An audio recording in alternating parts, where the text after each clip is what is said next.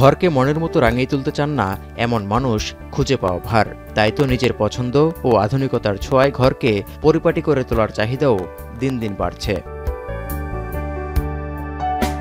বাড়িঘরের অন্দরসজ্জার চাহিদাকে পুঁজি করে দেশে বিদেশে গড়ে উঠছে হোম ডেকোরেশন সংক্রান্ত ব্যবসা। এমনকি ভিনদেশি ব্যবসায়ীদের সঙ্গে পাল্লা দিয়ে এই খাতে বিনিয়োগ বাড়াচ্ছেন কাতারে থাকা প্রবাসী বাংলাদেশিরাও। বিদেশের মাটিতে সোফা, পর্দা, কার্পেট সহ ঘর সাজসজ্জার দোকান দিয়ে সাধারণ প্রবাসী থেকে অনেকেই হয়ে উঠেছেন উদ্যোক্তা।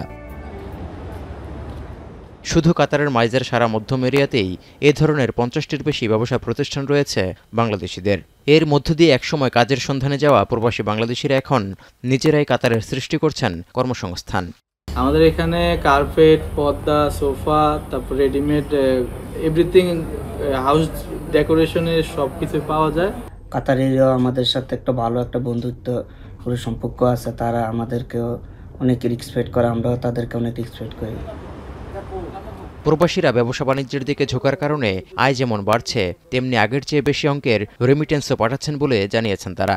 ব্যবসা থেকে যেই আর্ন আমরা করি, ওই টাকাগুলো আমরা ওই দেশে আমরা বৈধ পথে দেশে আমরা টাকাগুলো ট্রান্সফার করি। কাতারে বাংলাদেশিদের মালিকানাধীন ৩০,০০০-এর বেশি ছোট বড় ব্যবসা প্রতিষ্ঠান রয়েছে। এসব প্রতিষ্ঠানে কাজ করছেন আনুমানিক ১ লাখের বেশি প্রবাসী বাংলাদেশি। সব মিলিয়ে বর্তমানে ৪ লাখের বেশি প্রবাসী বাংলাদেশি কাতারে বিভিন্ন পেশায় কর্মরত রয়েছেন। এখন কাতার।